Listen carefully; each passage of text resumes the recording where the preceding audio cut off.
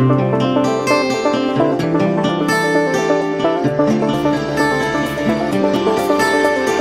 Students, very good morning to all of you. YouTube channel rapid math से मैं राहुल कुमार आप लोगों का स्वागत करता हूं। स्टूडेंट्स, पिछले वीडियोस तक हम लोगों ने एनसीईआरटी क्लास 10th मैथमेटिक्स से रिलेटेड एक्सरसाइज 3.7 तक कंप्लीट कर चुके थे और उस एक्सरसाइज के साथ ही हमारा चैप्टर 3 भी खत्म हो गया था। स्टूडेंट्स, आज हम लोग एक नए चैप्टर 4 जो हमारा क्वाड्रेटिक इक्वेशन है उस चैप्टर को शुरू करने जा रहे हैं। स्टूडेंट्स, तो सबसे पहले हम लोग क्वाड्रेटिक इक्वेशन से रिलेटेड कुछ बेसिक पॉइंट्स को देख लेते हैं। स्टूडेंट्स, यदि सबसे पहले हम क्वाड्रेटिक इक्वेशन के स्टैंडर्ड फॉर्म की बात करें तो सबसे पहले हमें सेकेंड चैप्टर में जाना होगा और वहां हम ये पढ़े हैं कि क्वाड्रेटिक पॉलिनोमियल का जो स्टैंडर्ड फॉर्म होता है स्टूडेंट्स वो हमारा ax² plus bx plus c होता है।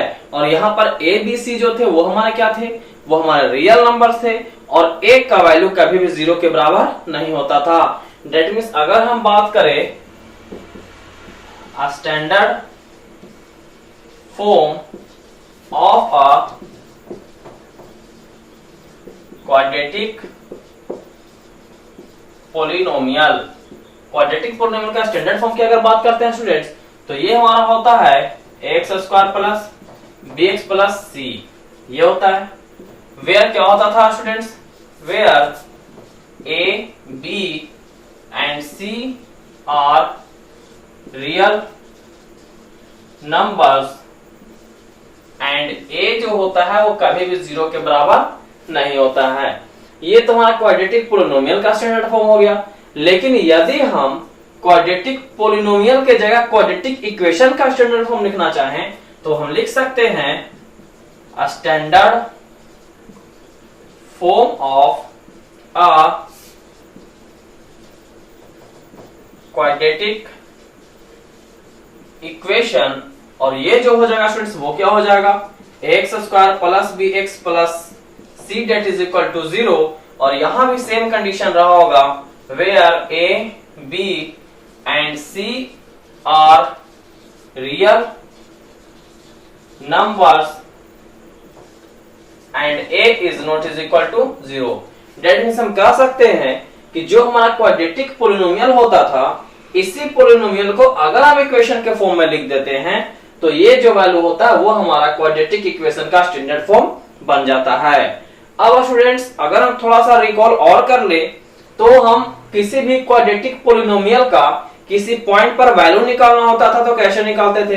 डेट मीन्स अगर हम देखें तो value of a quadratic polynomial at a given point, that means क्या कर रहा है स्टूडेंट्स, तो value of a quadratic polynomial हम देख रहे हैं किसी भी गिवन पॉइंट्स पर। तो मान लेते हैं कि px हमारा कोई क्वाड्रेटिक पॉलिनोमियल है और इसका वैल्यू क्या है, तो ax² plus bx plus c, that means px equal to ax² plus bx plus c जो है ये हमारा कोई क्वाड्रेटिक पॉलिनोमियल दिया हुआ है और इसी पॉलिनोमियल का वैल्यू हमें निकालना at x equal to alpha. That means इसी पॉलिनोमियल का वैल्यू हमें निकालना है at x equal to alpha. That means alpha point पर हमें इस पॉलिनोमियल का वैल्यू निकालना है। तो स्टूडेंट्स, यहां से हम आसानी से निकाल सकते हैं p अल्फा जो होगा ये हो जाएगा will be value of px at x equal to alpha. तो हम यहां से देखते हैं स्टूडेंट्स कि x इक्वल टू अल्फा पर यदि px का वैल्यू निकालना है तो p अल्फा, दैट मींस जहां जहां इस इक्वेशन में x है वहां वहां अल्फा जो पुट कर देते हैं और ये p अल्फा निकल करके आता है, यही हमारा px का वैल्यू आता है कहां पर, तो x इक्वल टू अल्फा पर। दैट मींस यहां से हम लिख सकते हैं, इसीलिए p अल्फा को हम लिख सकते हैं, px था तो जहां जहां x था वहां वहां p अल्फा है तो अल्फा लगा देंगे। दैट मींस a अल्फा का square plus b into alpha plus c। That means हम कह सकते हैं किसी भी पॉलिनोमियल का अगर हम x is equal to alpha, that means इस पॉलिनोमियल का वैल्यू अगर x is equal to alpha पर निकालना चाहते हैं तो ये हमारा p अल्फा जो होगा वो हमारा क्या हो जाएगा, वैल्यू हो जाएगा। और स्टूडेंट्स, अगर हम आगे बढ़ाएं ये सॉल्यूशन को, अगर हम आगे बढ़ाते हैं और अगर ये वैल्यू जो है ना स्टूडेंट्स वो हमारा 0 आ जाता है, डेट मीन्स हम कहें कि यदि हमारा पी अल्फा का वैल्यू निकाले और ये वैल्यू हमारा 0 आ जाता है तो हम कह सकते हैं कि ये अल्फा जो होगा स्टूडेंट्स वो हमारा इस पोलिनोमियल का जीरोस होगा। डेट मीन्स हम कह सकते हैं यदि हमारा पी अल्फा 0 है, if P alpha is 0, hence हम कह सकते हैं alpha is a zero of given polynomial px। इस कंडीशन में क्या हो जाएगा स्टूडेंट्स, तो p अल्फा 0 होगा तो जैसे ही 0 हो जाएगा तो हम कहेंगे अल्फा जो होगा वो हमारा px का क्या हो जाएगा, जीरोस हो जाएगा। और जीरोस को ही हम लोग रूट्स भी बोलते हैं और सॉल्यूशंस भी बोलते हैं। किसी भी क्वाड्रेटिक इक्वेशन के अगर जीरोस को देखें स्टूडेंट्स तो कहने का मतलब यहाँ पर अगर हम डिग्री की बात करें तो डिग्री हमारा 2 होता है। डेट मीन्स हम कह सकते हैं कि किसी भी क्वाड्रेटिक इक्वेशन का जो मैक्सिमम हमारा जीरोस निकलता है स्टूडेंट्स वो हमारा 2 निकल करके आता है। किसी भी क्वाड्रेटिक इक्वेशन का जो मैक्सिमम जीरोस होगा, जीरोस को ही हम लोग रूट्स भी बोलते हैं या तो फिर सॉल्यूशंस भी बोलते हैं। तो डेट मीन्स किसी भी क्वाड्रेटिक इक्वेशन का जो मैक्सिमम सॉल्यूशन होगा स्टूडेंट्स वो हमारा 2 हो सकता है। स्टूडेंट्स अब हम एक टॉपिक देखते हैं, roots of quadratic equation. Roots of a quadratic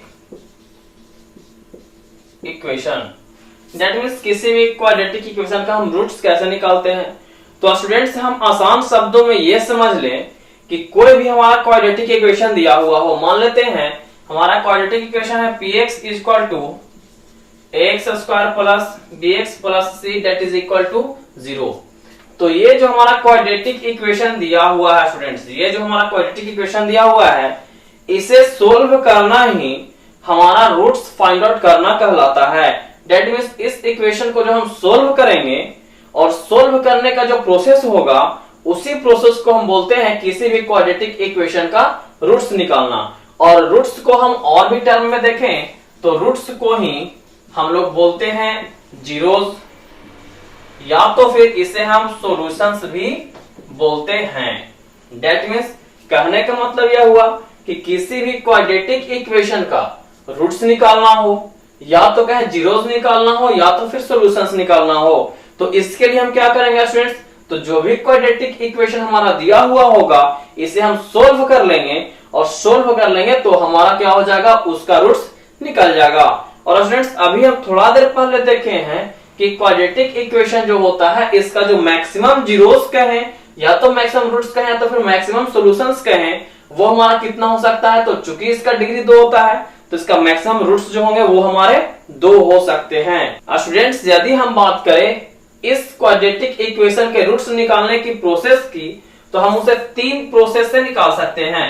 first में होता है हमारा फैक्टराइजेशन मेथड।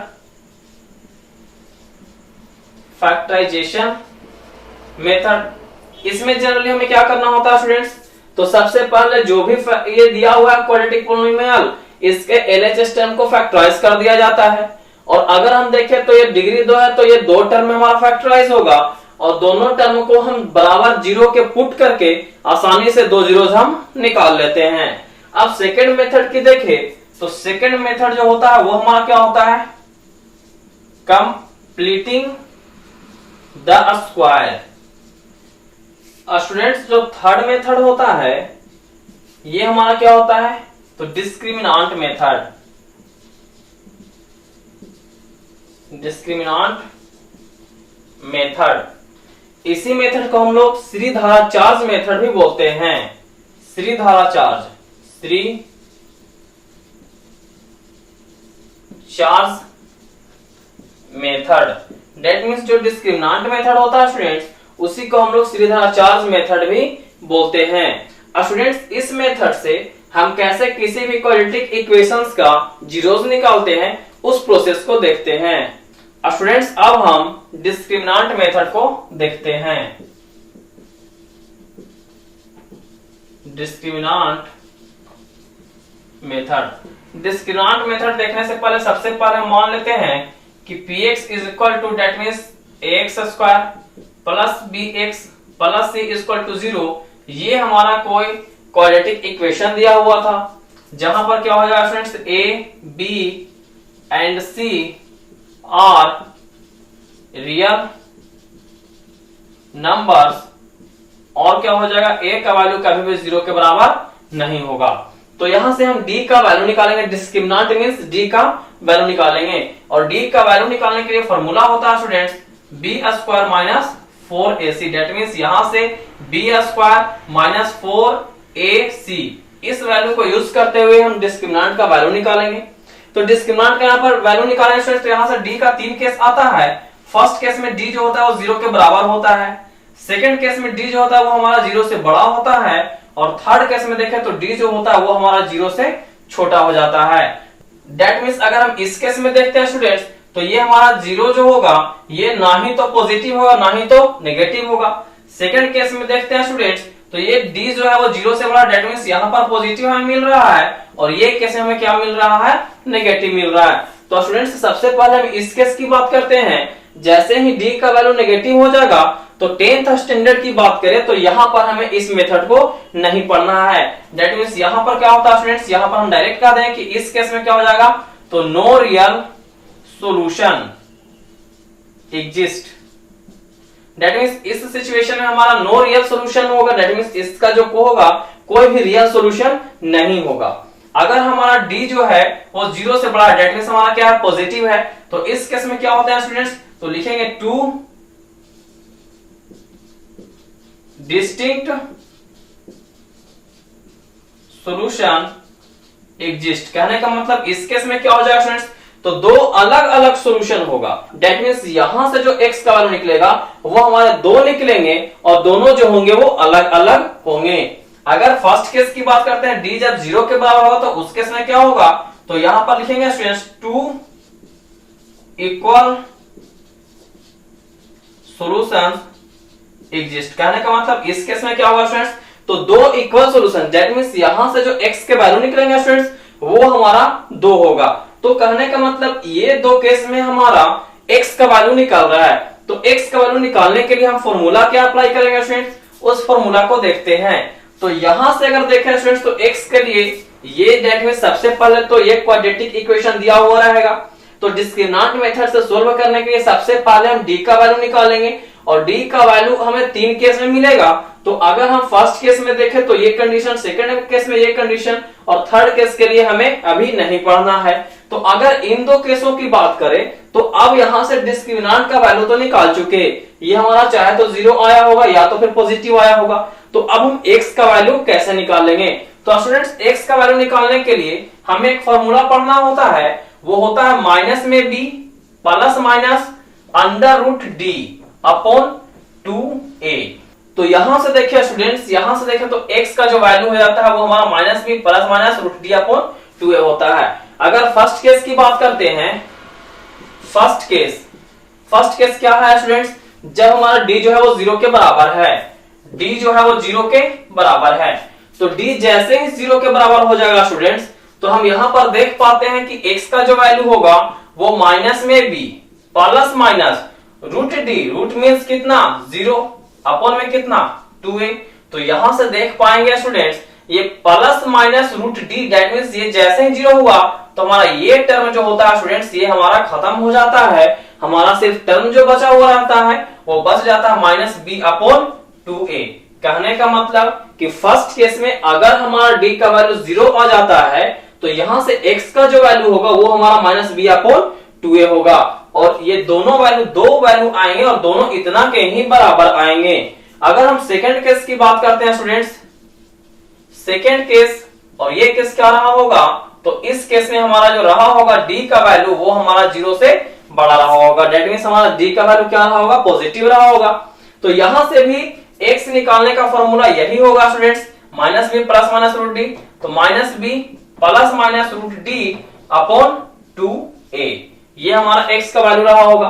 तो यहां से x का वैल्यू हम 2 वे में कैसे निकाल सकते हैं, अलग अलग 2 सॉल्यूशन कैसे हो सकते हैं, तो एक बार अगर हम माइनस का साइन ले ले, एक बार प्लस का साइन ले ले, तो हमारा 2 सॉल्यूशन आ जाएगा।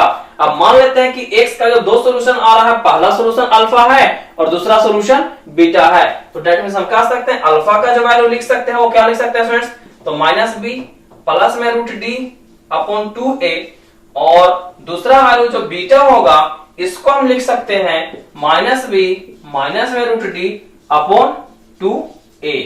कहने का मतलब यहां से जो हमारा x का दो वैल्यू आ रहा है वो पहला वैल्यू d को प्लस लेने से आ रहा है और दूसरा वैल्यू √d को माइनस लेने से आ रहा है। स्टूडेंट्स, ये हमारा आज इस टॉपिक से रिलेटेड जो इंट्रोडक्शन क्लास था वो हमारा खत्म हो जाता है।